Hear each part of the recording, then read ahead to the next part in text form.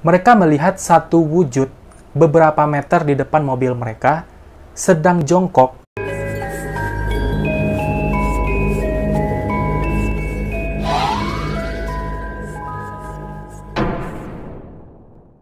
Hey guys, welcome back to my channel.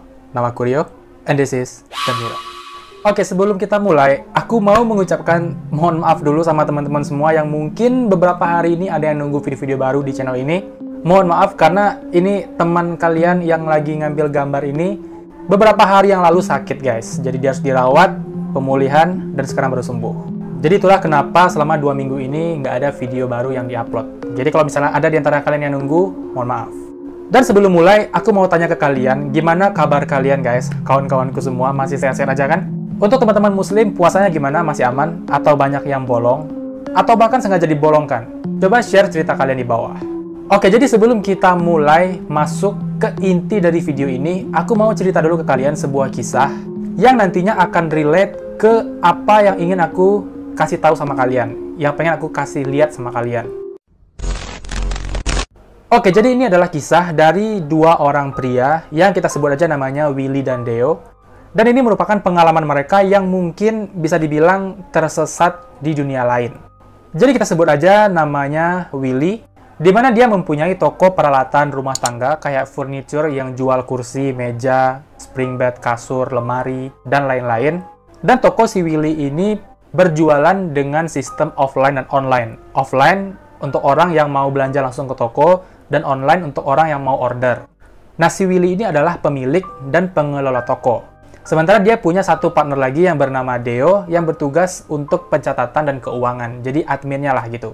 Jadi mereka berdua nih yang menjalankan usaha toko mereka. Nah, toko online-nya, para customer nggak hanya bisa ngorder, tapi mereka juga bisa minta untuk diantarkan barangnya ke alamat. Jadi pada suatu hari, toko mereka mendapatkan orderan by WhatsApp dari seorang pria, di mana orang ini memesan 13 buah single bed atau kasur yang untuk satu orang gitu. Nah, Deo yang bertugas untuk melayani customer by WhatsApp memulai chat untuk transaksi dengan si orang ini. Setelah deal dengan harga dan jumlah barang, si pemesan mengirimkan bukti transfer uang ke WhatsApp toko dan diketahui bahwa orang yang memesan ini bernama Agus. By the way, Agus ini nama samaran guys. Akhirnya pesanan dicatat, barang sudah ready. Dan si Deo ngechat si Pak Agus ini lagi untuk nanya, jadi kapan barangnya mau dijemput Pak? Ternyata di sana si Deo baru tahu kalau bapak ini minta barangnya diantarkan ke rumahnya, ke alamat. Nah, awalnya si Deo ini sempat kaget dikit, karena memang dari awal nggak ada pembahasan ini barang mau diantar atau dijemput kan. Tapi ternyata barang ini diantar.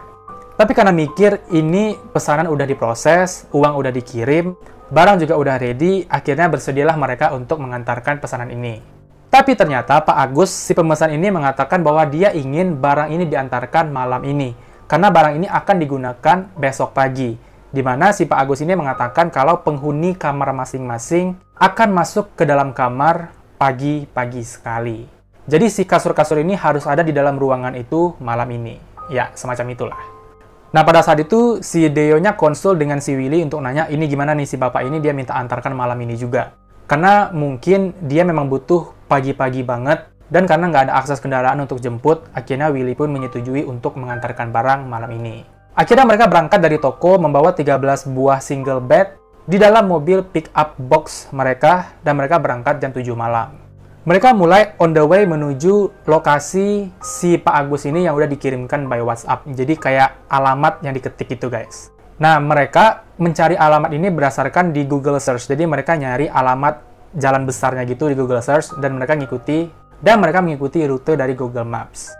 Ternyata jarak dari toko mereka ke rumah si bapak ini berdasarkan Google Maps itu berjarak lebih kurang 10 km, cukup jauh. Akhirnya mereka on the way menuju ke lokasi. Nah, sesampainya mereka di kompleks perumahan di alamat si bapak ini itu sekitar jam 8 malam.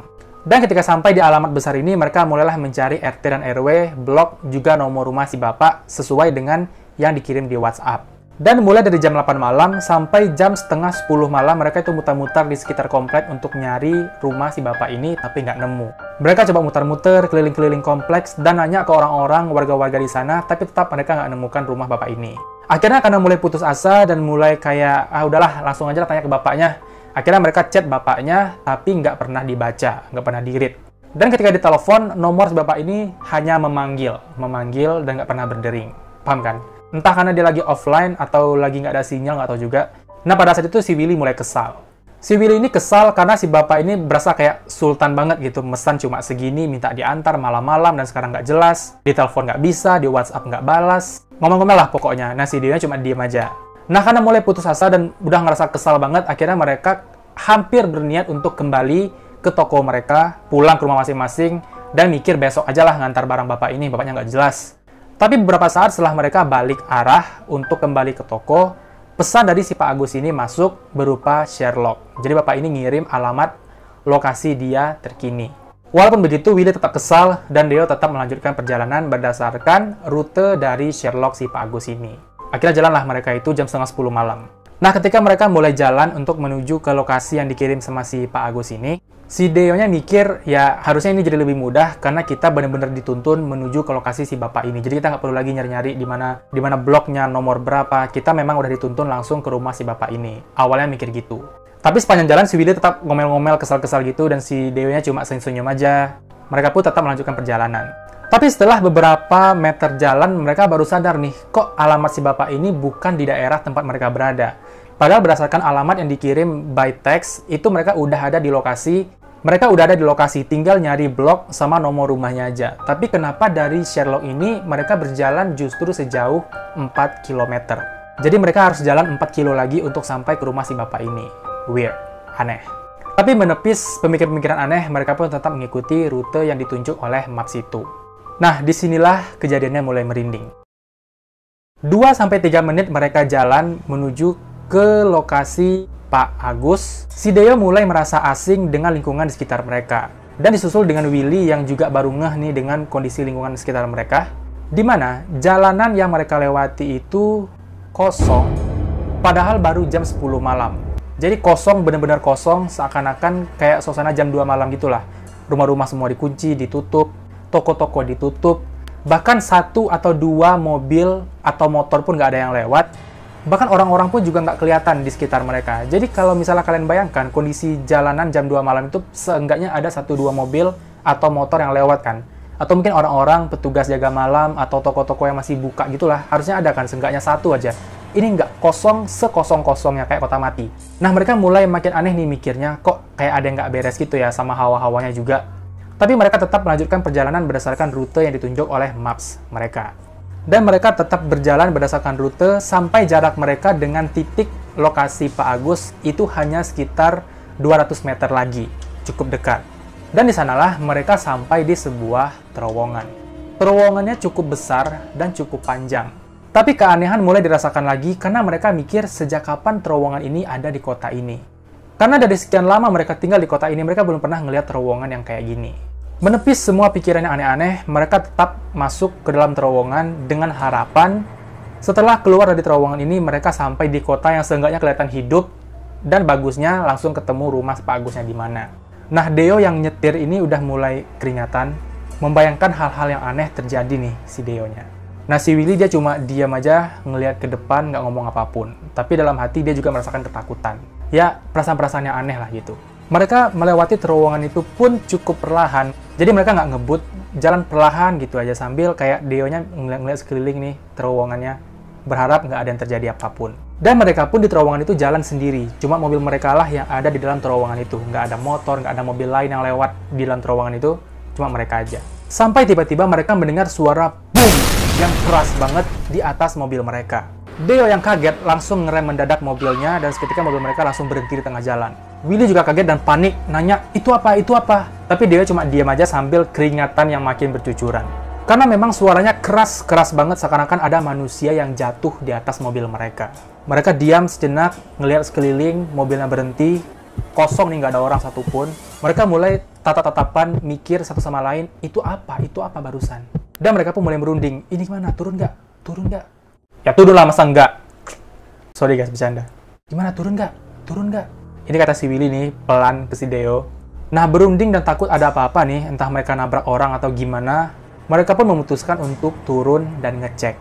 Mereka turun dari mobil dan berjalan perlahan untuk melihat apa yang ada di belakang mobil mereka. Apakah ada sesuatu di mobil mereka? Tapi setelah mereka cek, ternyata kosong, nggak ada apa-apa.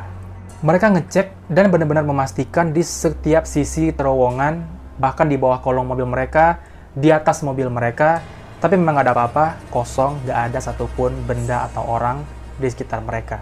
Dan setelah yakin kalau nggak ada apa-apa nih, akhirnya mereka berniat untuk balik ke dalam mobil dan melanjutkan perjalanan. Tapi disinilah jawaban dari pertanyaan mereka mungkin terjawab. Saat balik badan, mereka melihat satu wujud beberapa meter di depan mobil mereka, sedang jongkok di tengah jalan. Perawakannya seperti anak-anak remaja, tapi berkulit sangat-sangat hitam, dan juga mengenakan celana pendek berwarna hitam. Dia nggak pakai baju. Dan sambil jongkok itu, sosok ini sedang menunduk.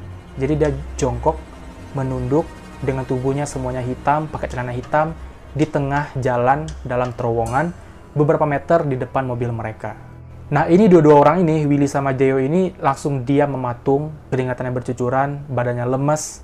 Karena di satu sisi mereka nerka-nerka, itu apa? Itu apa? Dan sisi lain mereka kayak ngerasa was-was dan khawatir kalau itu mungkin berbahaya orangnya. Ya nggak tahu apakah itu orang atau enggak.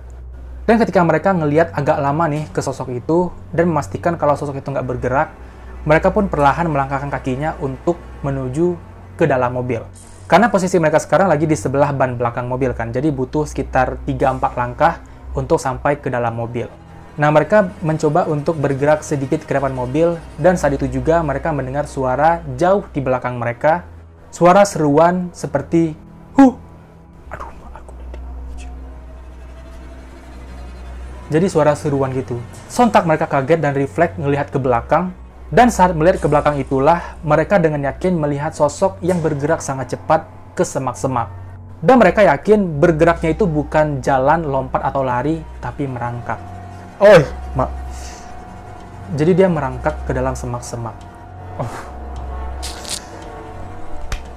Badan mereka pun makin lemas, makin keringat dingin, dan mulai sempoyongan.